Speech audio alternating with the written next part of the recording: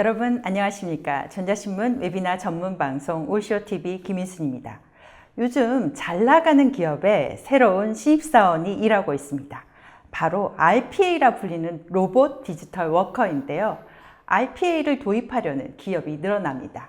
오늘 올쇼TV에서 어떻게 RPA를 도입해야 하는지, 어떤 기업이 사용하고 있는지, 효과는 어떤지 점검해 드리도록 하겠습니다. 여기에 인공지능까지 도입된 차세대 RPA에 대해서도 설명해 드리도록 하겠습니다. 글로벌 RPA 전문 기업 오토메이션 애니웨어 코리아의 이영수 지사장님과 일본에서 일하고 계신 임형권 상무님을 모셨습니다. 안녕하세요. 안녕하세요. 안녕하세요. 안녕하세요. 네, 지사장님부터 소개 부탁드립니다. 예, 저는 이영수라고 합니다. 오토메이션 애니웨어 코리아를 맡고 있고요. 저희는 지난해 5월부터 이제 지사를 설립을 해서 이제 시작을 하게 됐고, 최근 들어서 저희가 RPA와 그다음에 인공지능을 결합한 디지털 워커를 통해서 그 고객분들의 디지털 트랜스포메이션을 도와드리고 있습니다. 네, 감사합니다. 상무님. 네, 안녕하세요. 오토메이션 애니웨어 재편의 임형권입니다. 오토메이션 애니웨어 재편은 2018년 설립되었고요. 길지 않은 시간이지만 일본에서는 RPA 자동화로 인해서 굉장히 많은 좋은 성과를 얻고 있습니다. 오늘 일본의 사례를 한국에 소개할 수 있는 것에 대해서 되게 기쁘게 생각합니다. 네, 감사합니다. 오늘은요, 50분간 발표가 이어지고요. 10분간 여러분들이 궁금하신 내용에 대해서 답변해 드리도록 하겠습니다. 저희가 발표를 진행하는 동안 궁금하신 점이 있으면 질문을 올려주시면 됩니다. 설문조사도 함께 진행되는데요. 좋은 질문과 설문에 응답해 주신 분들께 추첨을 통해 상품을 보내드리고 있으니까요. 많은 참여 부탁드립니다. 자, 그럼 지금부터 AI로 무장한 RPA에 대해서 본격적으로 알아보도록 하겠습니다. 이 지사장님, 네. 오토메이션 애니웨어 많이 알고 있는 기업이긴 하지만 그래도 조금 생소하신 분들이 있을 수도 있어요. 네네네. 네, 어떤 회사인지 소개 간략하게 부탁드립니다. 예, 오토메이션 애니웨어는 저희 실리콘밸리에 본사를 두고 있고 2003년에 저희가 처음 설립을 좀 했습니다. 그리고 네. 실제 지금 현재로는 전 세계 직원이 이제 2,000명이 좀 넘고 있고 한국 지사에 지금 약 30여 명의 직원이 여러분들의 이제 디지털 트랜스포메이션을 좀 지원을 하고 있습니다. 그리고 전 세계 한 90여 개국에서 저희가 비즈니스를 좀 하고 있고 한 150만 개 이상의 로봇이 이미 고객사에 저희가 설치가 돼서 고객분들을 도와드리고 있습니다. 그리고 최근에 지난해 저희가 이제 소프트뱅크 포함해서 이제 골드만삭스로부터 저희가 550밀리언, 한국 돈으로 따지면 한 6천억 정도의 시리즈 A를 저희가 펀딩을 받게 됐고 아마 실리콘밸리에서 가장 큰 시리즈 A 펀딩으로 지금 기록되고 있습니다. 네, 새로운 유니콘으로 등극하는 그런 기업입니다. 네. 지난 6월에 일본에서 이매진 도쿄라는 행사가 열렸어요. 네네네네. 저도 우연찮은 기회에 취재차 이제 다녀올 수 있었는데요. 네. 그때 정말 놀랍게도 손정희 회장님이 그 자리에 서프라이즈하게 나타나셨어요. 그때 이제 저는 그때 RPA에 대해서 이제 알러 갔는데 차세대 개념까지 이야기를 하시더라고요. 네. 우리 이사장님 그거에 대해서 조금 더 설명 부탁드립니다. 예, 지난 6월에 저희가 이제 해마다 열리는데 이매진이라는 행사를 저희가 했었고 그때 이제 손정희 회장께서 깜짝 등장을 하셔서 한 20여 분간 손 회장님께서 지금 경험하고 계시는 그리고 앞으로의 전략 중에 하는 AI 관련된 내용들을 말씀을 주셨고요. 저희 회사는 좀 전에 말씀드렸던 것처럼 이제 비전 펀드에서 AI 회사로 저희가 투자를 받은 회사고 그 AI 기술들을 손정희 회장께서는 잘 활용을 좀 하셔서 지금 저희가 이제 화면에서 보시는 것처럼 RPA를 통해서는 5배 정도의 생산성 효과 그리고 실질적으로 AI를 통해서 또 다른 5배 그래서 총 25배의 어떤 그 생산성 효과를 우리는 기대할 수 있다. 이제 그렇게 손 회장께서 말씀을 좀 주셨고 그 전까지는 이제 어떻게 보면 저희가 항상 이제 RPA만 말씀을 주셨었는데 AI라고 하는 새로운 기술들을 또 RPA와 함께 활용하는 게 필요하다. 그리고 추가적으로 그 로봇들이 움직이고 있는 수많은 것들을 저희가 이제 볼 수 있는 가시성 확보하는 것들, 이제 그런 걸 통해서 실제 이제 리얼 엔터프라이즈라고 하는 어떤 그런 기술도 함께 가져가면 좋겠다. 그래서 그런 말씀을 그때 좀 주셨었습니다. 네. 이 손정희 회장의 비전 펀드가 투자도 하고 실제로 소프트뱅크의 RPA를 되게 많이 도입하는 이런 시도도 하고 있잖아요. 네. 그 손 회장께서 이제 그 소프트뱅크에서는 DW4000이라고 하는 프로젝트를 지금 하고 계시고요. 이 내용은 소프트뱅크 월드에서 지난 7월에 이제 오픈이 됐습니다. 근데 그 내용이 뭐냐면 이제 올해 그 내년까지 저희가 2020년까지 4,000명의 디지털 워커를 이제 저희 양성을 하겠다, 네. 만들겠다 하셨고, 그것으로 통해서 이제 770만 시간의 이제 절감을 저희가 이루겠다. 그리고 실질적으로 줄어든 시간만큼 고부가 가치 업무로 이제 전환 배치를 하겠다라는 게 이제 손 회장께서 비전으로 지금 내세운 그런 프로젝트이고, 저희가 이제 그것들을 위해서 최선을 다해서 지금 지원을 해드리고 있습니다. 그날 들어보니까 손 회장님 일본의 되게 경제 상황 이런 것들에 대해서 많이 진단을 해주셨는데 우리와 마찬가지로 노동력도 부족하고 또 근무 시간이 줄어들고 네네네. 이런 이유 때문에 기업이나 국가의 경쟁력이 하락한다 네네네. 이런 얘기를 하면서 네. 저렇게 소프트뱅크 자체적으로도 그런 걸 그쵸. 헤쳐나가는 방법으로 네네네네. 제시한 거네요. 네네네. 저희 나라도 최근 들어서 52시간부터 이제 여러 가지 그런 일들이 좀 벌어지고 있는데, 제가 이제 최근에 이제 디지털 워크포스라고 하는 영역들, 제가 어떻게 발전하고 있는지를 제가 한번 나름 정리를 좀 해봤습니다. 그래서 네. 많은 기업분들이 이제 경영 자원을 최적화하시겠다고 하셔서 2000년대, 90년대, 2000년대 보시면 그 ERP, SCM, 뭐 MES, CRM 그런 굉장히 많은 시스템들을 이제 도입을 하셨고, 어떻게 보면 기업 내부, 외부의 어떤 그런 프로세스 혁신에 많은 투자를 하셨다라고 보면, 2013년대부터 보면 이제 RPA라고 하는 영역이 이제 떠오르기 시작했습니다. 그래서 네. 실제 사무 업무 자동화 이제 그런 쪽으로 저희가 이제 많이 투자가 됐는데, 한 가지 아시겠지만 이제 한 기업 데이터 한 20% 정도만 정형화 데이터고 나머지 80% 이제 비정형 데이터로 그렇죠. 되어 있다 보니까 이제 그런 부분들이 이제 조금 제약 요건으로 좀 있었습니다. 그래서 자동화율을 조금 높이기 위해서 이제 도입된 기술들이 이제 AI, 코그니티브 기술들이 제가 도입이 됐고, 그게 이제 포함이 되면서 저희의 이제 기준으로 이제 디지털 워크포스라고 하는 그런 영역으로 이제 지금 확장이 지금 돼가고 있고, 향후에는 이제 보면 실제 사람처럼 디지털 워커를 이제 다운로드 받아서 하실 수 있는 그런 디지털 워크포스 플랫폼까지 이제 진화를 할 것이다라고 제가 보고 있습니다. 네, 지금까지 설명해 주신 그러면 우리 RPA 시장은 지금 어떻게 되고 있는지 한번 현황을 알아보도록 하겠습니다. RPA 시장 굉장히 빠르게 지금 진화를 하고 있고요. 그리고 저희가 최근 들어서 이제 IDC와 함께 시장 조사를 해봤습니다. 네. APEC 시장을. 그래서 보시면 이제 왼쪽에 보시면 아시겠지만 산업별로 사실은 거의 전 인더스트리에다 이제 RPA를 도입을 지금 하고 계시고, 네.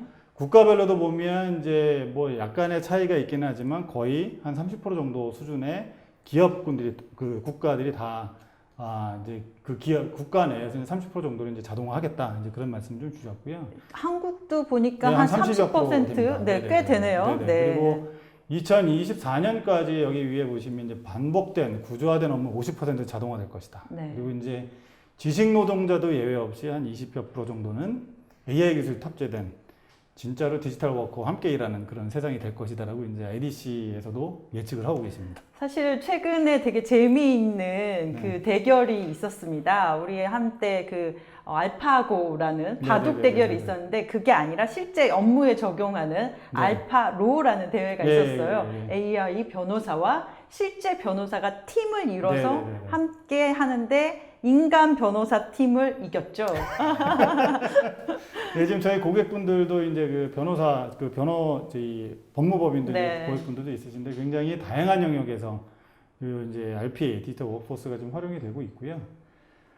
저희가 이제 말씀드린 그 디지털 워크포스라고 하는 것들을 조금 정의를 좀 살펴보면 네. 사실 휴먼 워크포스와 거의 비슷한 류의 어떤 기능을 하게끔 저희가 기술을 좀 나열을 한번 해봤습니다. 그래서 기본적으로 이제 반복적인 규칙적인 그런 일들은 RPA를 통해서 이제 처리를 하게 되고, 그 다음에 이제 저희가 뭔가 문서를 읽어드리거나 이해하거나 분류하는 그런 일들은 코그니티브 기술들을 저희가 통해서 이제 지원을 하게 됩니다. 네. 그리고 실질적으로 이제 RPA, 그다음에 로봇이 이제 기업 내부에서 여러 가지 일들을 하게 되면 수많은 로그들이 이제 남게 되고, 그 로그들을 실시간으로 분석을 하는, 그래서 고객분들한테 기업의 이제 어떻게든 오퍼레이션에 대해서 실시간으로 이제 가시성을 확보해 드릴 수 있는 이런 기술들. 그래서 그 세 가지 기술들을 잘 융합한 그 모델이 이제 저희는 디지털 워크포스라고 좀 정의를 좀 하고 있습니다. 네, 그게 말씀하시는 RPAI. 예, 그래서 저희가 네. 그거를 저희가 RPAI라고 이제 표현을 좀 하고 있고, 그래서 네.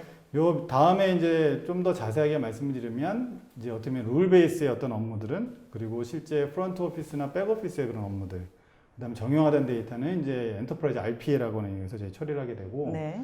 그다음에 이제 약간 요즘에 좀 생소하실 수도 있지만 굉장히 많은 대화가 나오는 이제 머신러닝, 네. NM 뭐 자연어 처리, 뭐 그다음에 코그니티브 컴퓨터 비전 뭐 이런 기술들이 탑재되는 게 이제 저희가 보면 사람과 유사한 사고 능력을 갖는 기술이라 그래서 저희는 그런 것들 IQ봇이라고 하는 이름을 붙였지만 이제 코그니티브 기술을 저희가 적용을 해서 고객사로 하여금 이제 그 자동화율을 높이는 그런 역할을 저희가 지원하고 있고요. 그리고 네. 맨 마지막으로 보면 사실 이제 로봇이 어떤 일들을 하고 있는지를 계속 이제 분석하고 또 이제 어디서 우리가 갭이 있는지를 알려면 이제 그런 그 가시성이 좀 확보가 돼야 됩니다. 그래서 그런 분석 툴, 이제 BI 툴하고 또 연계하는 것들도 있고 그래서 저 세 가지가 어떻게 보면 굉장히 중요한 어떤 디지털 워커, 그 다음에 RPAI의 중요한 기술 영역이라고 볼 수 있습니다. 네. 오토메이션 애니웨어. 근데 좀 특이한 점이 있다면서요? 네네네. 애플처럼 무슨 스토어가 있다고 들었어요. 네, 저희가 이제 여러분들이 많이 핸드폰에서 쓰시는 것처럼 앱을 저희가 다운로드 받을 수 있게끔 네. 하시는 것처럼 제가 로봇도 이제 다운로드 받는 세상이 음. 지금 돼 있습니다. 그래서 원하는 로봇을 다운로드 예, 받으면 되는 거군요. 원하는 네. 로봇을 이제 다운로드 받는 그런 앱들이 저희가 잘 준비가 되어져 있고 저희가 이제 보스토어라고 하는 그 스토어를 만들어 놨습니다. 네. 보스토어에는 저희 여러분들 화면에서 보시면 아시겠지만 그 밑에 사각형으로 되어 있는 부분들이 하나가 타스크 특정 업무를 수행하는 봇들입니다. 네. 예를 들면 엑셀에서 데이터를 뭐 뽑아낸다든가 어떤 뭐 특정 어플리케이션을 데이터 입력한다든가 그래서 그런 업무들을 수행하는 로봇들이고요. 저 로봇들은 저희가 만든 것도 있지만 지금 저희 에코시스템에 들어와 있는 수많은 벤더들이 직접 만들어서 지난해 저희가 5월 달에 저걸 오픈을 했는데 이미 500개 이상의 로봇들이 이제 네. 개발이 되어 있고요. 그 바로 위를 보시면 이건 뭘까라고 궁금해 하시지만 이제는 로봇이 진화가 이제 좀 돼가고 있습니다. 예. 그러니까 하나의 타스크 중심이 아니라 정말 사람처럼 그래서 DB 어드민을 내가 다운받고 싶다. IT 어드민을 다운받고 싶다. 뭐 이런 형태로 지금 진화를 좀 하고 있고요. 저기 보니까 헬프 데스크 어널리스트, 뭐 DB 어드민, 뭐 시스템 네, 어드민, 네, 네트워크 네, 어드민 네, 다 있네요. IT 네, 네, 네. 프로젝트 매니저까지 있어요. 네. 그래서 지금 현재 저희 웹사이트에 지금 아마 들어가 보시면 보실 수 있는데 다양한 디지털 워커들이 이제 거기에 지금 포스팅이 돼 있고 네. 지금 현재로는 아직 이제 시작이지만 저 영역들이 굉장히 많은 이제 디지털 워커들이 이제 나오기 시작할 겁니다. 그리고 최근에 미국에 있는 많은 회사들이 저희가 보스토어에 있는 수많은 로봇들을 이제 융합하는 그 아. 프로젝트를 또 하고 계셔서 그렇게 네. 해서 융합을 해서 새로운 디지털 워커를 만들어내는 또 비즈니스도 하고 계십니다. 점점 일을 더 잘하는 네, 디지털 네, 네. 워커들이 생기는 네, 네. 거네요. 그래서 네. 요게 하나 이제 개념적인 내용인데 이제 하나의 디지털 워커를 다운을 이제 클릭을 한번 하시게 되면 이제 이런 형태의 정보를 보실 수 있습니다. 그래서 네. 보시면 저는 예를 들면 이건 뭐 매출 채권, 매입 채권 관리자라고 보면 저는 인보이스 처리도 할 수 있다. 아. 뭐 장부 기입도 할 수 있다. 뭐 예를 들면 발주서 처리 제가 합니다. 네, 네. 그래서 이력서네요, 이력서. 그렇죠. 이력서. 네. 이거 로봇의 이력서라고 보시면 되고요. 사람하고 다르게 로봇 이력서는 저를 지금 어디서 어느 회사가 주로 많이 다운로드 받았습니다. 뭐 이런 얘기가 거의 다 적혀 있습니다. 그래서 평판, 레퍼런스가 있고. 네, 이제 네. 평판 시스템이 제대로 작동하는. 그래서 네. 고객 입장으로 보면 실패할 확률이 좀 적은. 지금 저 디지털 워커는 별이 4개 반이나 4개 받은 반짜리. 네, 아주 그 훌륭한 네, 디지털 어시스턴트네요. 네네네. 아무래도 이제 저기 이제 평판이 높거나 그다음 많은 기업들이 이제 활용하신다라고 하면 아마 그 가격은 좀 높아지지 않을까. 네, 몸값이 올라가는. 몸값이 올라가지 네, 않을까 네. 생각이 그만큼 뭐 들고요. 일을 잘한다는 게 증명이 그쵸, 된 그쵸, 거니까요. 그쵸. 네. 저런 디지털 워커를 저희가 기대하는 것들은 이제 향후에 고객분들이 다운로드 받으셔서 지금은 이제 제로에서 다시 막 개발을 하시는데 향후에 되면 저는 디지털 워커를 다운로드 받으셔서 회사의 시스템에 맞게끔 약간 이제 커스터마이징해서 쓰실 수 있게끔. 네. 그래서 일반적으로 사람을 하여하시게 되면 거의 6개월 정도 이제 성과를 내려면 필요한데. 교육도 해야 되고요. 네네. 근데 디지털 워커는 진짜로 빠르면 일주일, 암만 길어도 한 달 이내에 제대로 된 역할을 할 수 있는 하나의 리소스를 이제 가져가실 수 있다. 그래서 최근에 많은 컨설팅 회사들이 이제 소싱 전략의 변화가 네. 급격하게 벌어지고 있다. 그래서 업무를 이제 사람을 시킬 거냐, 이제 로봇을 시킬 거냐. 것이냐. 그래서 네. 저희한테도 이제 최근 들어서 HR 쪽에서도 많이 연락이 네. 또 오고 있습니다. 그래서 제가 요거와 연결이 돼서 좀 한 가지 더 말씀드리고 싶은 게 있는데, 이제 보스토어라고 하는 영역은 저희가 독자적으로 만들어낼 수 있는 영역은 아니고요. 저희가 실제 굉장히 광범위한 그 에코시스템들을 가지고 있습니다. 그래서 저희가 이제 보스토어 에코시스템이라고 이렇게 표현을 해놨는데, 여기 보시면 뭐 AI 관련된 그런 플랫폼 업체들도 들어와 있고, 그 다음에 뭐 여러분들이 알고 계시는 ERP나 CRM 쪽 그런 업체들도 많이 들어와 있습니다. 그래서 그분들이 실질적으로 저희 플랫폼 기반 하에 고객분들한테 가장 적합한 그 로봇들을 지금 계속적으로 만들어내고 계시고, 특히나 이념아 좀 주목해 주셔야 될 부분 중에 하나는 아까 저희가 말씀드린 RPAI라고 하는 영역이 AI 영역도 굉장히 많이 요즘에 그렇죠. 관심을 보이고 계셔서 AI 부분에 있어서의 그 저희가 에코시스템도 굉장히 많아지고 있습니다. 그래서 프로세스 마이닝에 관련된 부분들, 또 뭐 프로세스를 예측하는 부분들, 그리고 실제 컴퓨터 비전 기술들을 활용해서 어떤 화면들이 변화했을 때 저희가 자동적으로 그걸 이해하고 인지하는 부분, 이제 그런 영역들이 계속적으로 저희가 올라오고 있고, 고객분들은 저희가 보스토어에서 이제 그런 AI 관련된 어떤 그 로봇들을 실제 다운로드 받으시고 업무에 활용하실 수 있게끔 네. 그렇게 굉장히 다양한 에코시스템들을 좀 만들어가고 있습니다. 네. 이렇게 다양한 에코시스템 되고 있는데 미래 워크포스 어떻게 변할까요? 예, 저희가 이제 고객분들한테 항상 말씀하시는 거, 혹시 내일을 뺏어가지 않느냐. 그러니까요. 네, 그래서 근데 실질적으로 여러분들 업무를 뺏어가는 게 저희가 목적은 아니고요. 네. 이제 여러분들 옆에서 이제 함께 코워커로서 여러분들의 일을 도와드리는 실제 버추얼 어시스턴트, 여러분들의 이제 비서 역할을 하겠다는 게 저희가 이제 지향을 하는 바고, 디지털 워커와 이제 휴먼, 그 사람이 함께 공존하는 그런 역할을, 그런 그 비즈니스 모델 저희가 만들어가고 있는 게 이제 저희가 하는 일들이고요. 실질적으로 앞으로 저희가 고민해야 될 것들은 디지털 워커가 해야 될 일과 사람이 해야 될 일들이 과연 무엇일까? 이런 부분들이 사실 저희가 더 고민을 많이 해야 되는 그런 일들이라고 봅니다. 단순 반복되는 일은 이제 디지털 워커한테 그쵸, 예, 맡기고 네. 보다 창의적이고 창조적인 일을 네, 해야 된다. 네. 뭐 이런 얘기를 손정희 회장이 하셨어요. 네, 네, 네. 그래서 저희가 이제 그런 거와 이제 거의 마지막 말씀인데, 실제로 이렇게 기술이 조직에 도입이 되면 어떤 일들이 벌어질까? 근데 요거는 뭐 사실 저희 자료는 아니지만 이제 많은 조직 관련된 학자분들이 이제 그림을 그려 놓으신 건데, 실제로 지금의 전통적인 그 어떤 피라미드 구조의 어떤 그 조직 구조에서 향후에는 다이아몬드형으로 바뀔 것이다. 네. 그래서 실제로 많은 이제 단순 반복적인 어떤 그런 이제 부가가치가 좀 적은 그런 업무들은 이제 로봇이나 아니면 아웃소싱 업체로 많이 넘어갈 것이고, 실질적으로 회사에서는 전문가, 특정 프로세스에 대해서 전문가분들을 많이 키워내야 된다. 그래서 실제로 이제 저희가 RPA 프로젝트를 하시게 되면 이제 솔루션에 대한 검증도 있긴 하시지만, 제일 중요한 거는 우리 조직의 변화를 어떻게 이끌어갈 것이냐, 우리의 조직에 필요한 역량이 무엇인가, 이런 것들에 대한 고민이 훨씬 더 많이 필요한 영역이라고 이제 보고 있습니다. 그리고 맨 마지막에 이제 제가 던지고 싶은 질문은 말씀드렸던 것처럼, 그러면 이 사회에서, 이 상황에서 우리가 지금 어떤 역할을 찾아야 되는가, 어떤 네. 역할을 해야 되나. 그래서 이런 담론들이 앞으로 계속 이어지기를 저희는 기대를 하고, 사실은 굉장히 많은 어떤 요즘 이제 기회들, 이런 것들이 저희 앞에 놓여 있다는 부분들을 제가 오늘 말씀드리고 싶었습니다. 네. 감사합니다. 지금까지 차세대 RPA인 RPAI하고 오토메이션 애니웨어의 특장점에 대해서 알아봤는데요. 지금부터는 일본에서 오신 상무님과 함께 실제 고객 사례를 알아보도록 하겠습니다. 네, 일본에서 지금 언제 오셨나요? 이틀 됐습니다. 이틀. 요즘 뭐 일본과의 한국과의 관계가 뭐 그리 썩 좋진 않지만, 그래도 어쨌든 일본의 선진 기업들이 RPA를 도입해서 어떻게 활용하고 있는지 한번 알아보도록 하겠습니다. 상무님, 오늘 발표 순서 어떻게 되나요? 네, 말씀드리겠습니다. 일단 전체적인 흐름은요, 세 가지로 분리해서 말씀드리고자 합니다. 먼저 인트로덕션을 통해서 RPA에 관련한 일본의 현재 상황에 대해서 간략히 전해드리고자 합니다. 그리고 유스케이스 부분에서는요, 산업별로 4가지 정도의 유스케이스를 설명드리도록 하겠습니다. 어떤 과제에 대해서 어떻게 도입을 했고, 또 어떤 결과를 얻었으며 앞으로 어떤 전망과 챌린지가 남아있는지에 대해서 말씀드리겠고요. 세 번째, 여러분들에게 오늘 참가하신 분들에게 제가 한 가지 드리고자 하는 말씀을 정리해서 말씀드리고자 합니다. 네. 일본 기업들도 4차 산업혁명에 대해서 되게 위기감을 느끼고 있죠? 네, 말씀하신 그대로입니다.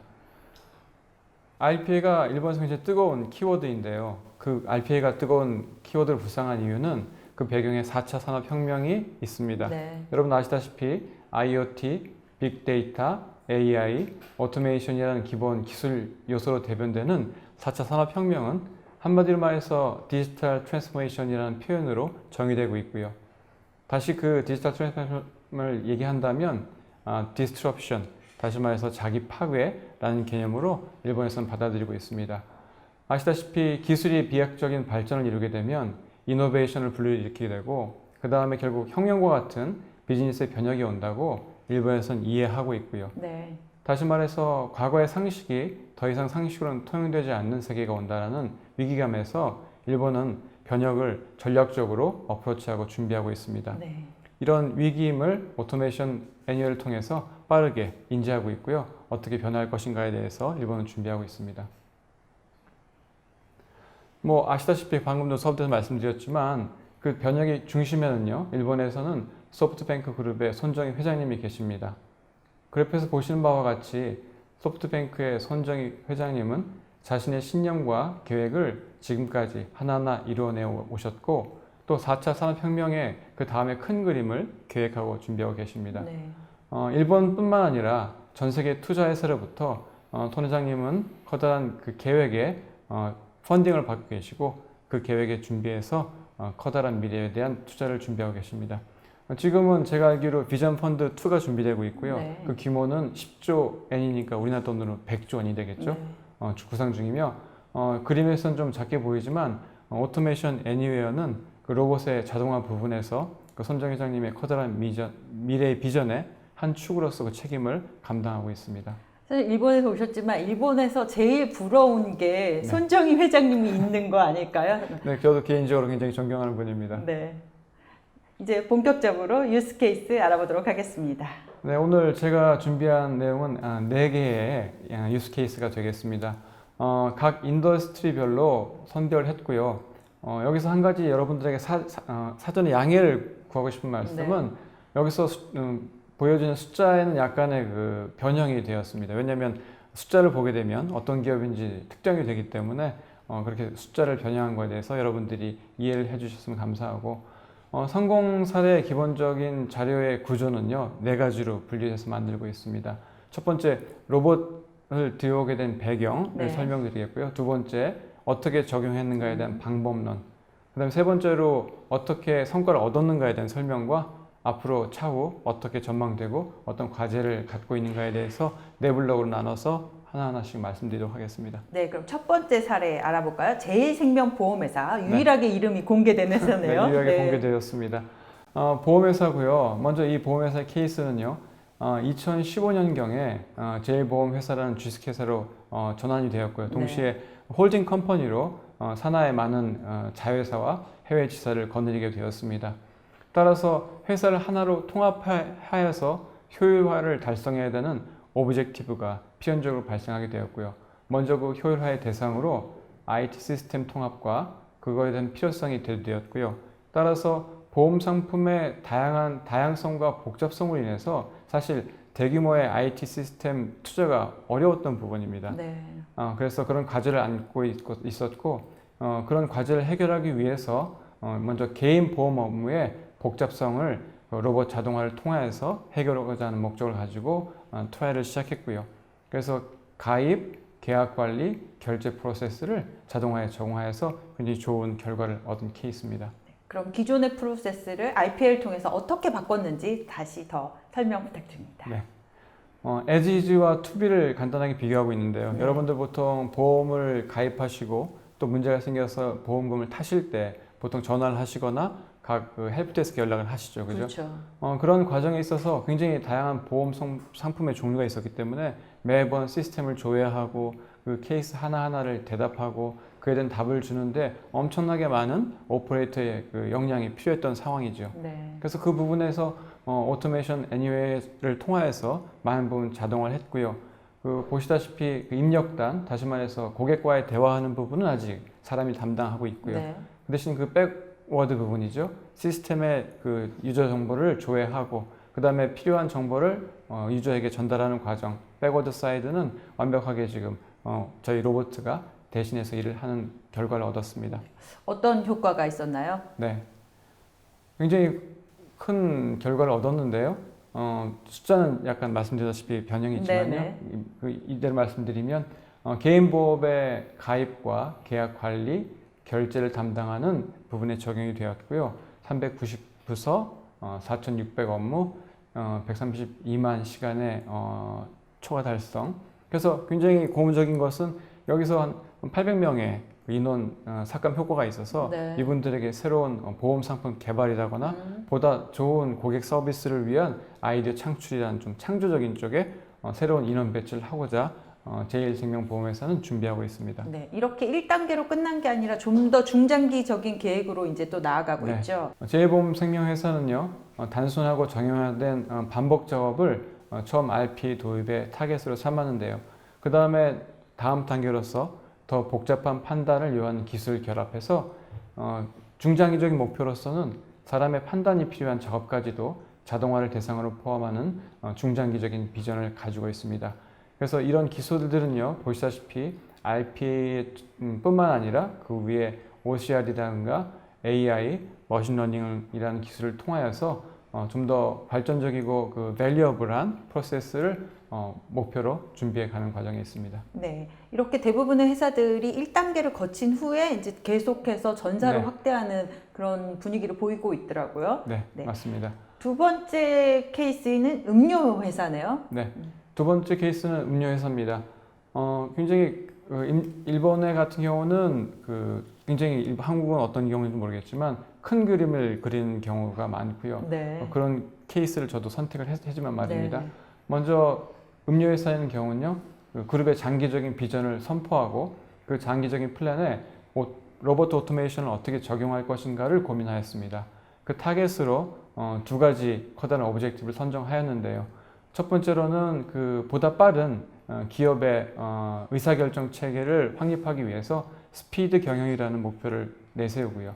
저 로봇을 통해서 보다 빠른 정보를 빠른 시간에 집적시킴으로 인해서 보다 빠른 의사결정을 통해 보다 높은 기업의 효율성을 창조하고자 노력하였고요. 또 한 가지는 한국도 똑같은 이야기지만 점점 고령화 사회를 가면서 노동 인구가 감소하는 그렇죠. 그런 문제들, 또 한국 같은 경우 52시간 제도인 것처럼 일본 같은 경우도 워크-라이프 밸런스라는 측면에서 국가 전체적으로 일하는 시간을 줄이고자 노력하는 가운데 있습니다. 그렇다면 기업 입장에서는 굉장히 어려운 딜레마에 빠지게 되는데요. 결과적으로 어떻게 이런 문제를 해결할 수 있는가는 노동상 생산력의 향상, 자 어떻게 할 것이냐? RP 오토메이션을 통해서 각 한 사람 한 사람에게 한 사람의 시크릿을 어사인함으로 인해서 네. 보다 높은 노동 생산성을 만들어내고자 노력해서 좋은 결과를 얻은 케이스라고 할 수 있겠습니다. 국내 기업들도 대부분 저런 문제를 지금 많이 고민하고 있을 것 같습니다. 네, 물론입니다. 그래서 오토메이션 애니웨이를 이용했어요. 결과적으로 어떤 결과를 얻었냐면요.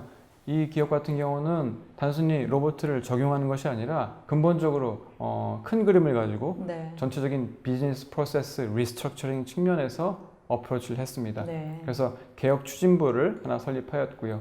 그래서 제일 먼저 어플라이한 종목은 인사부 업무 개선 쪽에 저희 오토메이션을 적용하였고요.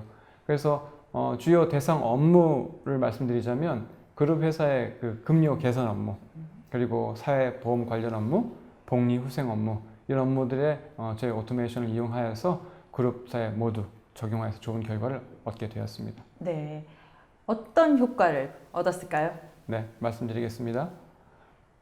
먼저 에지이지와 투비를 간단하게 비교드렸는데요. 네. 여러분 아시다시피 저희가 월 초에 일을 시작해서 일을 끝내고 월말에 언제 출근하고 언제 퇴근하고 이런 정보를 입력하지 않습니까? 네. 사람이 하게 되면 한 달 정도 계속 걸리는 일인데 로봇을 이용하면 시간을 많이 단축할 수 있고요. 그래서 한 가지 예에 불과하지만 이런 단순한 업무의 효과를 통해서 벌써 6FT, 6명의 인건비를 줄일 수 있는 결과를 얻었습니다.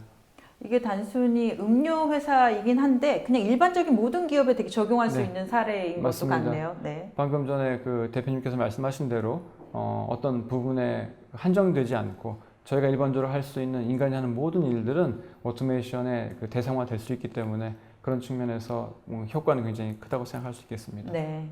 이 회사 역시 중장기 계획을 수립했군요. 네, 맞습니다. 부문 수를 이제 더 앞으로 늘려갈 계획이고요. 적용되는 종업원 수도 더 확대할 계획에 있습니다. 2018년도에 비즈니스 프로세스 리스트럭처링이라는 부서를 발족했고요. 거기서 조직을 더 최적화하고 네. 그 다음에 2020년 이후에는 더 고도화해서 그룹 전체의 고도화를 챌린지하는 목표를 세우고 착착 준비하고 계획하고 실행하는 과정에 있습니다. 네. 어떻게 보면 앞에 사라에서 유통 제조업이잖아요. 음료 회사는 네. 알아봤는데요. 이번에는 통신 회사의 사례를 알아보도록 하겠습니다. 네. 제가 이 케이스를 소개해드리는 가장 큰 이유 중에 하나는요. 굉장히 그 다른 케이스하고 틀리게 네. 이 통신회사 같은 경우는 이번 기회를 오토메이션 기회를 자기 내부적인 그 효율뿐만 아니라 이것을 잘 이용해서 서비스화해서 하나의 비즈니스 전략으로 사용하려는 목적이 있습니다. 그래서 첫 번째 내부적으로는요 업무 효율화를 위해서 또 외부적으로는 성공 사례를 서비스를 만들어서 기업의 그 레비뉴를 높이려는 네. 전략을 갖고 있고요.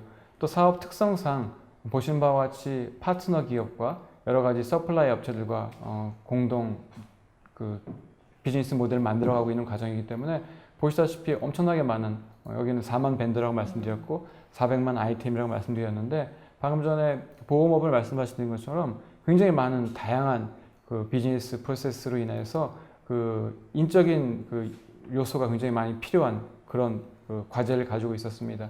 또 이런 과제를 해결하기 위해서 저희 오토메이션 애니웨어를 선택해서 자동화를 했고요. 결과 좋은 결과를 얻어냈습니다. 네. 어떤 과정을 거쳐서 했는지 궁금하네요. 네, 말씀드리겠습니다. 방금 말씀드렸다시피 이 통신회사도요 비즈니스 프로세스 옵티마이제이션 측면에서 어프로치를 했고요. 그래서 단계적으로 지금 새로운 디지털 트랜스포메이션의 시대에 자 지금까지의 그 비즈니스 중에서 필요 없는 것은 무엇인가 네. 그리고 절대 없어서는 안 되는 건 무엇인가를 하나하나 디테일하게 따져봤습니다. 그래서 사내 조사를 실시해서요 먼저 매일매일 하는 데일리 워크를 분석했고 그 다음에 오퍼레이션 가능한 시스템 어떤 것이 있는지 확인을 했고요. 그 다음에 워킹 스타일도 세부하게 분류를 해서 여러 가지 그 여기서 보면 2만 건 이상의 유스 케이스들이 상정됐고요. 네. 그 중에서 많은 사내적인 리뷰를 통해서 여기서 보면 그만두기 2,260건. 하지만 그만둘 수 없는 케이스는 네. 자 오토메이션을 이용해서 바꾸도록 하자. 네. 8,380건. 그래서 결과적으로는 재미있는 게 일은 줄었고 네. 더 효율화되었는데 상대적으로 매출은 크게 증가한 아주 좋은 결과를 얻은 경우라고 말씀드릴 수 있겠습니다. 네. 이 회사 역시 이 회사가 이렇게 되게 구체적으로 어떤 RPA를 도입했는지 한 번 더 네. 알아보도록 하겠습니다. 네, 세 가지 말씀드리고자 합니다. 되게 일반적인 케이스인데요. 저희들이 보통 그 메일을 받지 않습니까? 네. 견적서를 주세요, 주문서를 주세요, 또 여러 가지 어떤 질문 사항들이 있는데 이 질문 사항들이 들어오면 먼저 AI, 그다음에 Natural Language Process로 인해서 그 요구 사항들을 분석하고 그 다음에 그에 따라서 데이터베이스에서 정보를 수합해서 로봇을 이용해서 각 고객에게 바로바로 이메일로 견적서라든지 주문서에 대한 응답을 하는 프로세스를 옵티마이션 했습니다. 네. 그래서 굉장히 많은 수의 그 업무를 자율화시킬 수 있었고요. 좋은 결과를 얻은 케이스라고 말씀드릴 수 있겠습니다. 네. 이 회사 역시 이 단계에서 머무르지 않고 아까 말씀하신 큰 그림을 그리고 있다고 했는데요. 네. 중장기 계획 어떻게 되는지 알아보도록 하겠습니다. 네. 이건 좀 정말 중장기적인 계획입니다. 네. 예를 들어서 방금 말씀하신 것처럼 그 에코시스템을 우리가 만들고 계획하고 준비하고 있다고 말씀드렸지만 필연적으로 이런 그 중장기적인 미래로 갈 수밖에 없다고 저를 생각하고 있고요. 기존적인 그 정리된 데이터들, 정형적인 데이터들은 이 데이터베이스 존재해 있지만 이 안속에 들어있는 데이터들을 기반으로 해서요. 고도의 지적인 비즈니스 프로세스 매니지먼트를 만들고자 하는 그런 과정에 있습니다. 네. 그래서 RPA는 기본적으로 이 에코시스템의 신경망 역할을 하게 될 것이고요.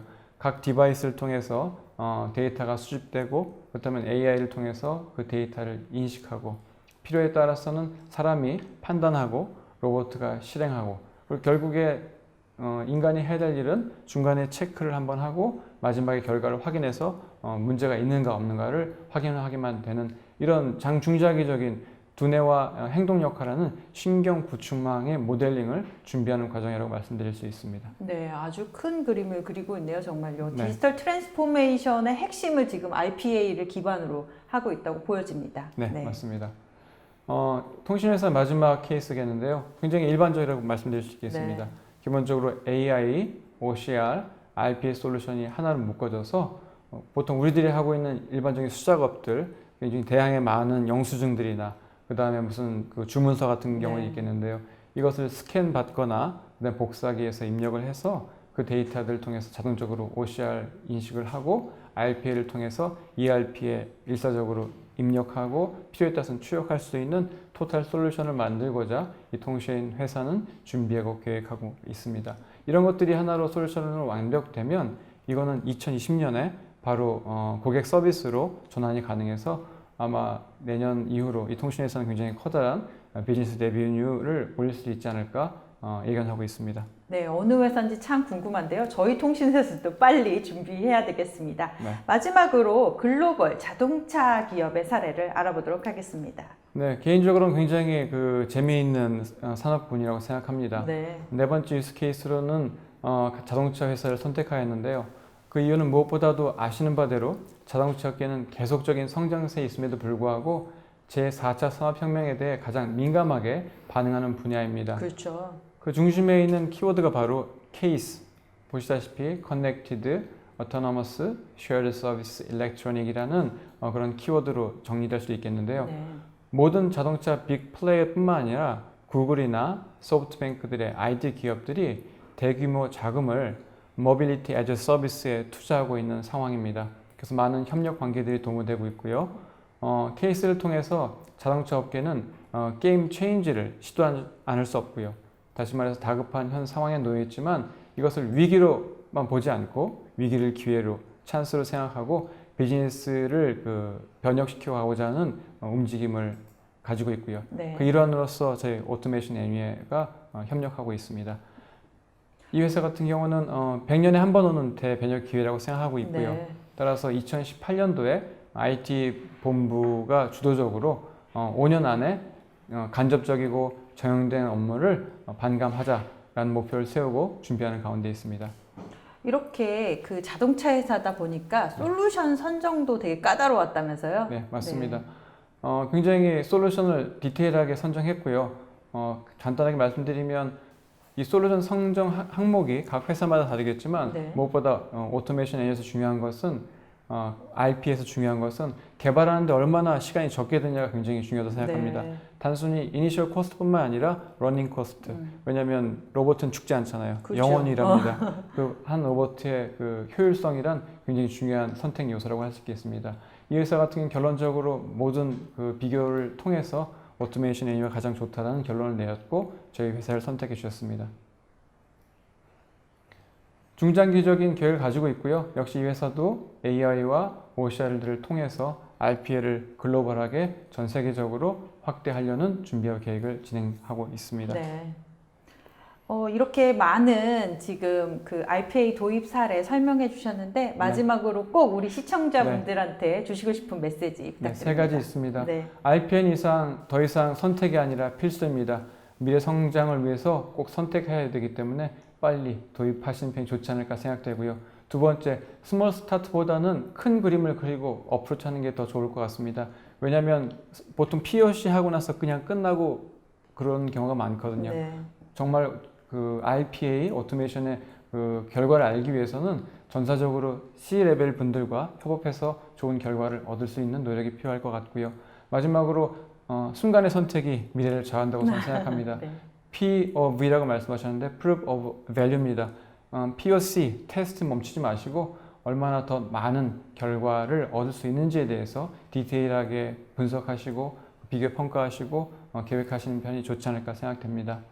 위에 세 가지를 명심해 주시길 바라고요. 4차 산업혁명의 쓰나미가 몰려오고 있습니다. 쓰나미에 덮여서 죽을 것이냐 아니면 쓰나미를 타서 멋지게 서핑을 즐길 것인가에 대한 선택은 여러분한테 달려있다고 생각합니다. 여러분들이 멋진 서퍼가 될 수 있는 그날을 위해서 저는 기도하며 기다리고 있겠습니다. 예, 오늘 강연 여기서 마치겠습니다.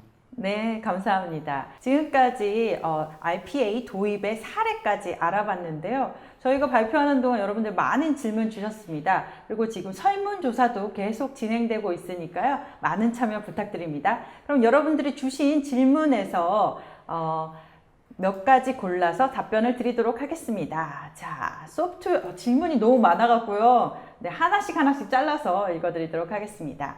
소프트웨어를 통한 사무 업무를 자동화하는 것으로 이해했는데요. RPA를 적용하기 좋은 대상 업무의 성격이 있을까요? 어떤 것들이 있을까요? 주기적으로 처리해야 하는 반복 업무, 명확한 규칙이 있는 업무만 가능한가요? 하고 질문 주셨습니다. 네네. 네. 제가 먼저 그런 말씀을 좀 드리겠습니다. 사실은 사무자동화를 하게 되면 저희가 하게 일단 첫 번째 목표로 삼는 거는 이제 단순 반복적인 네. 업무들, 이제 그런 업무들 제가 타겟을 하고 예외 조금 처리가 구체적으로 단순 반복하는 업무 하나 소개시켜 이게 주세요. 이제 네. 저희 처음 시작하면 리포트를 많이 만듭니다. 네. 그러니까 사실은 ERP나 이런 시스템들에서 매일, 그다음에 위클리로 아니면 몬슬리 이제 리포트를 저희가 뽑아서 그걸 가지고 이제 윗분들한테 보고 자료 만드는 그런 엑셀 작업하는 것들이 일단 굉장히 저희가 하는 것들이 많고요. 네. 그리고 실제로 이제 전표 입력이라고 하는 부분들, 그래서 실제 발주서나 견적서 같은 것들이 이제 들어왔을 때 그런 것들을 사내 어떤 어플리케이션에다 그 데이터를 카피 앤 페이스트해서 이제 업로드하는 그런 업무들이 굉장히 되게 많죠. 되게 사람이 많죠. 하다 보면 중간중간에 실수도 많이 하고 네, 숫자도 네. 틀리고. 네. 그래서 사실은 상상하시는 상당히 많은 것들이 저희 자동화의 대상으로 좀 들어가고 있고요. 저희도 고객분들 사이트에 저희 한번 방문해서 이제 예를 들면 프로세스가 어떤 프로세스가 자동화 대상이 좋냐라고 볼 때마다 저희도 깜짝 놀라는 이런 게 것도 자동화할 수 있어? 이렇게 굉장히 놀라시는 다양합니다. 분? 네. 그러니까 실제 MRO라고 해서 기업 내부에 이제 MRO 하는 것들도 실제로 자동화 어떤 대상 업무로 해서 자동화하시는 분들도 꽤 많고요. 그렇게 지금 질문 주신 분들이 생각하는 거 이상으로 자동화할 수 있는 분야가 많다. 네네. 그러니까 네. 어쨌든 부서별로 따지면 이제 재무회계, 그다음에 뭐 SCM 관련된 서플라이 체인 부서들, IT 부서들, HR 관련된 부서들, 전 부서에서 실질적으로 단순 반복적인 업무들은 어떤 자동화 대상의 업무가 될 수 있다라고 보시면 됩니다. 근데 네. 단 한 가지 주의하셔야 될 부분들은 예외 처리가 좀 많은 부분들은 자동화를 하시게 되면 오히려 이제 업무의 효율이 좀 떨어질 수도 있고요. 네. 그리고 실질적으로 어떤 분들은 이제 자동화되면 다 좋다라고 생각하시는데 그것도 ROI를 한번 따져보셔야 돼요. 이게 과연 자동화하는 게 좋을지. 예를 들면 한 달에 한 번 하는 업무인데 과연 이게 자동화하는 게 그쵸. 맞는지. 네. 이래서 사전에 자동화하기 전에 그 프로세스에 대한 ROI, 자동화에 대한 ROI들도 미리 검증을 하시고 하시는 게 이제 필요해 보이다고 생각합니다. 네, 연이은 두 번째 질문인데요. RPA 적용에 필요한 기존 시스템 변경이나 신규 IF 등 별도 개발이 필요한가요? 하고 실제로 이제 이 관련 그 분야에 계신 분이네요, 네, 그렇죠? 네, 네. 그럼 어떻게 또 성무님이 하실? 네, RPA 적용에 필요했을 때 시스템 변경이 필요하다는 말씀하셨는데 네. 기본적으로 지금 현 단계에서는 시스템 변경까지는 하진 않습니다. 네. 왜냐하면 그 주객에 전도된다고 해야 되나요? 기존 시스템에 어떻게 RPA를 적용시킬 것이냐라는 관점에서 어프로치하기 때문에 네. 지금 현 상태에서는 기존 시스템 그대로 놔두고 전혀 영향이 없게끔 RPA 쪽에서 그걸 전부 다 흡수하는 네. 그런 어프로치로 가고 있습니다. 사실 그거를 다 변경해야 되면 이 프로젝트 규모가 그쵸, 진짜 커지잖아요. 어마어마하게 네, 커지죠. 네. 네, 그리고 제가 한 가지 첨언을 좀 드리면 시스템의 어떤 변경보다는 이제 프로세스, 아까도 이제 유스 케이스에서 말씀드렸지만 프로세스를 먼저 이제 쳐다보시고 네. 과연 이제 프로세스가 정말 최적화되어 있나. 그래서 시스템 변경하시기 전에 이제 프로세스를 먼저 한번 점검해 보시는 그런 과정들이 있습니다. 그래서 어떤 경우는 자동화하시기 전에 프로세스를 바꾸시는, 수정하시는 그런 케이스들도 꽤 있습니다. 네. 우선 기술을 도입하기 전에 기존에 우리가 하고 있던 어떻게 그쵸, 보면 그쵸. 아날로그적인 프로세스를 이건 본래 안 해도 되는데 이렇게 하고 있는 것들도 있잖아요. 네, 그런 것들을 다 네네네. 정리해야 네네, 된다는 거네요. 맞습니다. 그런 네. 것들을 한번 집요하게 한번 보셔야 될 필요가 있습니다. 그것도 되게 상당한 작업일 것 같은데요. 어떻게 보면 기존에 하고 있던 기업 내 업무잖아요. 네네.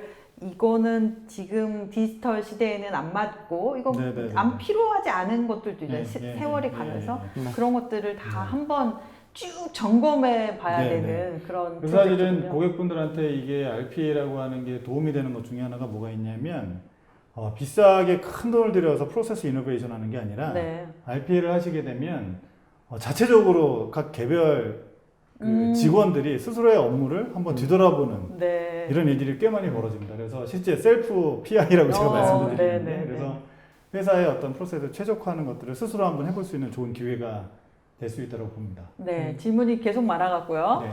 이게 적용했을 때 현업 담당자가 어느 정도 비중으로 구현이 가능할까요? 물론 IT 담당자가 해야 할 역할이 있지만 업무 프로세스 개선이라고 하면 현업 담당자가 가장 잘 알고, 아까 좀 전에 말씀하신 네네. 대로 네, 직접 그 현업 담당자가 직접 구현할 수 있으면 가장 이상적일 것 같죠. 예, 저희 회사의 가장 큰 장점이 그건가요? 개발하기 쉽다. 네. 그리고 저희가 아까 말씀드린 보스토어를 만든 이유도 현업 담당자가 사실은 프로세스를 제일 잘 아시기 때문에 네. 보스토어에서 다운받아서 개발하실 수 있게 도움드리는데, 실 네. 사례를 보면 저희가 국내 모 은행에서 지금 RPA 프로젝트를 하고 있는데 반은 저희가 도와드리고 반은 고객분이 직접 개발하시는 네. 이제 이런 일들이 벌어지고 있습니다. 그래서 실제 저희가 봐도 이제 RPA 프로젝트라고 하는 게 특정 어떤 어떤 IT 전문가가 와서 개발하는 게 아니라 현업에 계신 분들이 개발하시는 게 가장 효과적이고, 네. 실제로 그 개발하시기 위한 뭐 지식이 엄청나게 큰 지식이 필요한 건 아닙니다. 저도 좀 며칠만 가서 배우면 할 수 있을까요? 가능하십니다. 그러면 기자 업무를 도울 수 있는 RPA 네네네. 봇을 하나 개발해 보도록 해야 되겠는데요. 다음 질문 보겠습니다. RPA 국내 산업별 사례에 대한 소개가 필요합니다. 지금 네네. 오늘 일본 사례를 좀 소개해 드렸는데 국내 사례도 조금씩 나오기 시작하지 않았나요? 네, 굉장히 이름은 많이. 밝히지 힘들지라도 뭐 네네. 이렇게 특정 그룹별로 좀 네네네. 약간 제일 큰 알려주시죠. 기업이면 저희가 이제 제일 먼저 한국에서 지사를 처음 시작할 때 저희 고객이 되어주신 분들이 이제 제조 네. 쪽이었습니다. 그래서 제조 쪽에서는 ERP 쪽에 이제 그 주문 처리하는 부분들부터 시작을 해서 자동화를 많이 좀 하게 되셨고요. 그리고 최근에 제조 기업들 중에 이제 뭐 스마트 팩토리에 관련돼서 관심들이 많으신데, 네. 실제 MES 쪽 시스템 쪽도 RPA 하나의 대상이 지금 돼가고 있습니다. 사실 네. 저희가 그동안 많이 간과했던 부분이지만 그 공장에서 진행되는 수많은 자동화, 그래서 로봇팔이 움직이니까 그렇죠. 자동화가 다 돼 있다고 생각하시는데 네. 그걸 다 사람이 하고 있었나요? 아니요, 로봇은 하고 있죠. 근데 이제 실질적으로 그 생산의 기획, 그 다음에 생산 어떤 그 품질 관리하는 측면에 있어서 보면 상당히 많은 매뉴얼 작업들이 이루어지고 있습니다. 그리고 네. MES 시스템 같은 경우는 이제 차세대 한번 하면 굉장히 큰 작업들이기 때문에 네. 기존 시스템을 활용한다는 측면에서 매뉴얼 작업들이 많아서 이제 그런 게 있고, 금융 쪽도 마찬가지로 대출 심사 업무 같은 것들, 네. 이런 것들이 이제 RPA에 이제 적용이 되고 있고, 그 이외에도 수없이 많은 그 업무들이 이제 그 RPA에 그 적용이 좀 되고 있어서, 저희가 이제 나중에 차후에는 저희 쪽에 여러 가지 자료들을 통해서 각 산업별로 이제 RPA를 어떻게 적용하면 좋을지를 이제 설명을 또 드리는 기회를 또 갖도록 하겠습니다. 네, 국내 사례 다음번에는 좀 더 국내 국내 사례를. 사례를, 왜냐면 이제 국내에 계신 분들이어서 네네네네. 우리나라의 기업들은 어떻게 도입하고 있을까 이런 거 되게 궁금해하잖아요. 그런 것들도 한번 마련했으면 좋겠네요. 네. 네. 그래서 RPA 적용의 추천 업무, 아까도 요거 잠깐 말씀해 주셨는데 고도화도 많이 하고 있잖아요. 네네. 고도화할 때 어떤 환경적 특징과 제약 사항이 있을 수 있는지 이런 것들에 대한 가이드를 좀 달라고 하셨습니다. 네네네.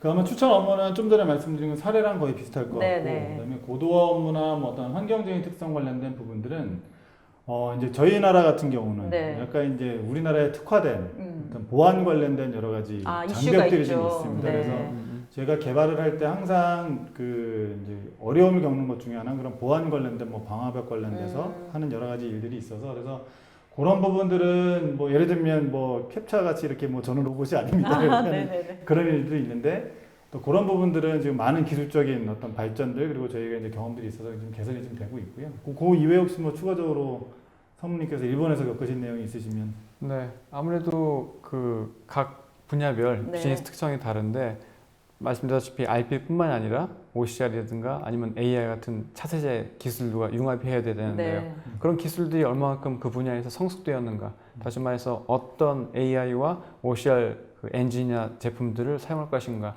이거에 대한 고려가 굉장히 많이 필요하다고 생각합니다. 네. 다음번 질문 볼까요? DW 행위로 인해 발생되는 문제에 대한 법률적 책임은 어떻게 되는지 이렇게 이거 되게 어려운 질문 같은데요. 네. 네, 굉장히 좋은 질문이시기도 하고요. 네. 그리고 저희가 최근 들어서 저런 질문을 많이 받습니다. 네. 예를 들면 악의적인 어떤 개발자가 들어와서 네. 로봇에 예를 들면 특정의 어떤 코드를 심어서 이 로봇이 뭔가 그 뒤에 저게 DW 행위란 게 그런 거. 그렇죠. 이제 예를 들면 DW 디지털 워커라고 하는 거니까. 그래서 그럴 경우는 어떻게 되냐. 근데 이제 사실 아직까지 법률적인 책임에 대한 부분들까지 논의는 아직 많지는 않지만, 네. 저희가 사전에 이제 예를 들면 그 개발하는 관점 시점에서 거버넌스라고 하는 부분들 굉장히 강조를 많이 합니다. 그래서 네. 실제 저희가 개발한 걸 바로 프로덕션에 쓰지는 않고 1차, 2차, 3차의 검증 과정을 거칠 수 있게끔 네. 저희가 돼 있고요. 그리고 뭐 약간 이거는 논외의 얘기지만 저희 본사 차원에서는 로봇 관련된 에틱, 로봇의 윤리 그렇겠네요. 네, 이제. 그런 쪽도 저희가 이제 강조를 좀 많이 하고 있습니다. 그래서 최근 들어서 저것처럼 이게 좀 약간 연관된 얘기지만 보안에 대한 문제. 네. 실질적으로 저희 고객분들한테 항상 말씀드리는 게 이제 앞으로 로봇이 개발해서 끝나는 게 아니라 그 로봇을 개발하기 위한 그런 툴들이 과연 보안적으로 얼마나 강력한 보안 체계를 갖추고 있냐 이런 부분들도 이제 앞으로는 고민을 하셔야 되는 그런 영역이라고 봅니다.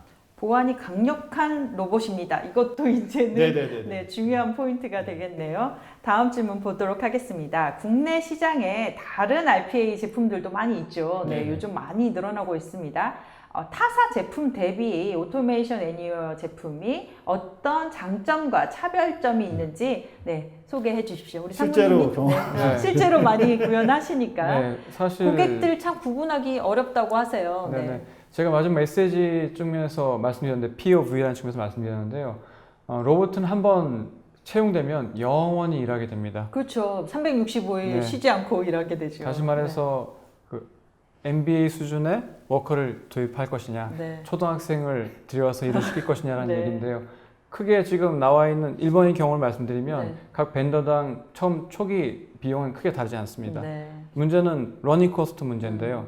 다시 말해서 아까 강조한 것처럼 개발하는데 얼마나 쉽게 할 수 있느냐, 그다음에 얼마나 빨리 할 수 있느냐, 이게 결국 생산성에 연결되는 거거든요. 네. 제가 가지고 있는 데이터를 따지면 어떤 경쟁 업체와 보통 한 3배 정도 오토메이션 유연이 코스트 퍼포먼스 측면에서는 굉장히 좋은 결과를 얻고 있습니다.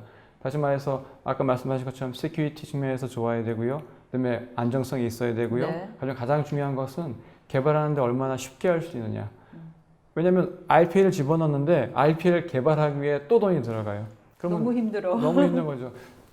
주종이 역전되는 경우거든요. 네. 그렇기 때문에 초반에 투입하실 때는 여러 가지 측면에서 비교 분석하셔서 중장기적 측면에서 어떤 솔루션이 최고인가를 꼭 확인해 보시기를 권장드립니다. 한 가지 또 첨언을 좀 드리면 저 좀 전에 말씀드린 개발을 용이하게 그리고 쉽게 그리고 이제 최저의 비용을 하시기 위해서 저희가 이제 보스토어라고 하는 네. 그 에코시스템도 저희가 만들어 놓은 이유가 그것 때문에 있고요. 그리고 최근 들어서 AI 쪽 관련된 말씀 많이 하시는데 사실 저희는 내부적으로 이제 AI 관련된 기술들을 핵심 기술도 저희 계속 보유는 하고 있습니다. 그래서 네. 사실 저희가 어떻게 보면 RPA 업체들 유일하게 코그니티브 기술을 자체 내재화시켜서 지금 가지고 있는 회사라고 보시면 좀 될 것 같습니다. 네. 이번 질문은 약간 감성적인데요. 네, 상담사와 같은 감정 노동자 대치에 RPA가 좋긴 하겠지만 너무 기계적이고 삭막해지는 건 아닌지 이렇게 너무 씁쓸하네요. 이런 질문을 주셨는데요. 네, 답변 좀 부탁드립니다. 네. 그래서 사실은 뭐 기계적이고 삭막해진다라는 것보다는 사실 업무에 몰두하시는 시간 중에 상당히 많은 부분들이 반복적인 업무들이 좀 있습니다. 그래서 네. 그거를 이제 로봇한테 맡기시면 나머지 시간은 네. 커피를 마시면서 담소를 나누실 맞습니다. 수 있는 아주 분위기 좋은 회사를 만드실 수 있는 장점이 있습니다. 아니 뭐 최근에 아까도 말씀드렸지만 그 변호사와 함께 일하는 그 파트너를 대체하는 네네네네. 그런 용도인데요. 어쨌든 그런 많은 판례를 찾아내는 걸 이렇게 사람이 다 찾고 있었잖아요. 네네네. 근데 이제 그 RPA를 이용해서 되게 더 여러 분야에 있는 것들을 효율적으로 네. 찾아내서 더욱더 승소할 확률을 높이는 맞습니다. 맞습니다. 그런 네. 창의적인 일을 하신다고 보는 것이 좋을 것 같은데요. 비서 하나씩 더 두고 일하시니까 네, 맞습니다. 기분은 더 좋아지는. 네, 네. 근데 사람 비서를 두면 좋은데요. 또 네네. 비용이 비용이 많이 들고 이제 네. 또 주 52시간도 네네. 지켜야 되고. 네. 알겠습니다.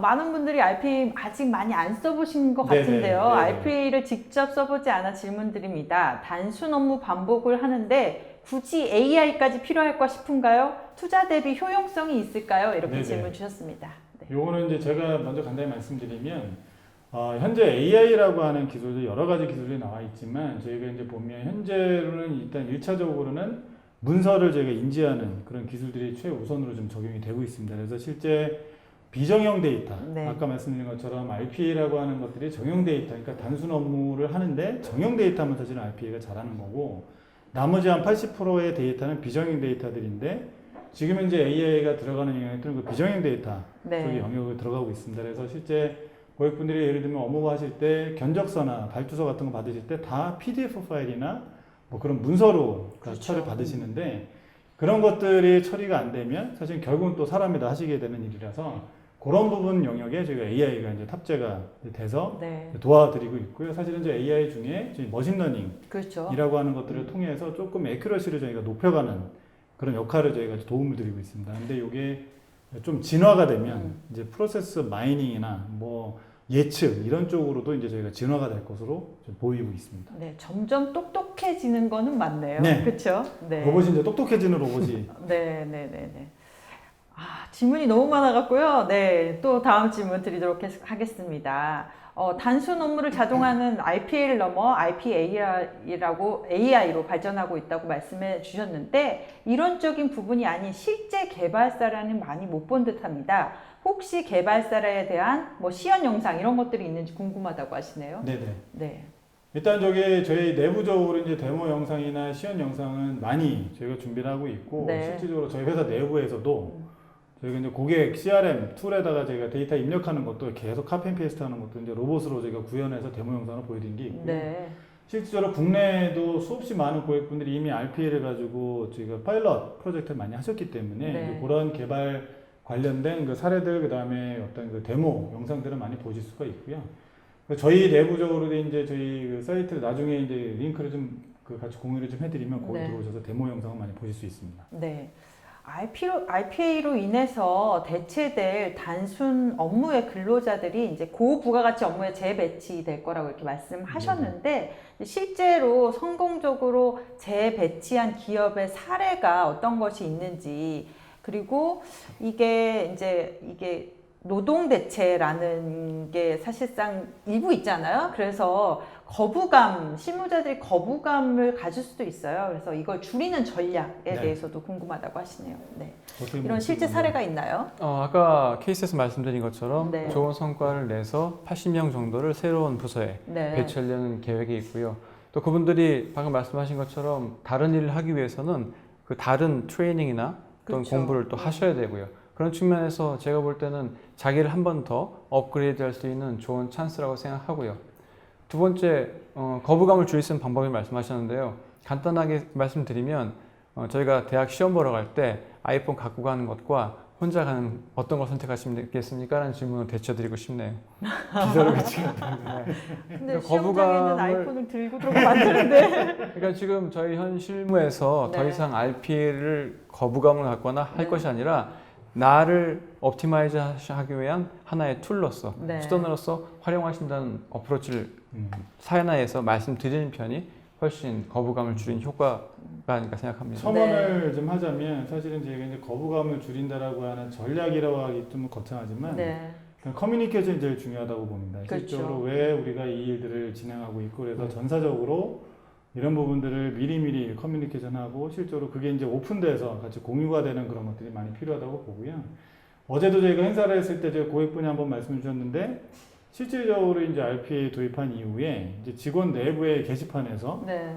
실제로 이제 많은 분들이 제일 잘한 일이 RPA 도입이었다. 뭐 이렇게 해서 네. 저희가 생각했던 것과는 조금 다른 네. 이제 실제 그 도입하신 분들의 이제 피드백들이 그래서 실제로 제가 이제 그걸 바라보면서 느끼는 것 중에 하나는 이제 커뮤니케이션. 이제 실제로 도입하시고 나서 도입 전에 직원분들과 얼마나 많은 소통을 하시면서 그분들한테 어떻게 이게 도움이 되는지를 미리미리 말씀을 드리고 그분들의 참여를 이끌어내면 훨씬 더 이거에 대한 거부감을 줄 거라고 생각합니다. 네, 이게 거의 마지막 질문 될 것 같은데요.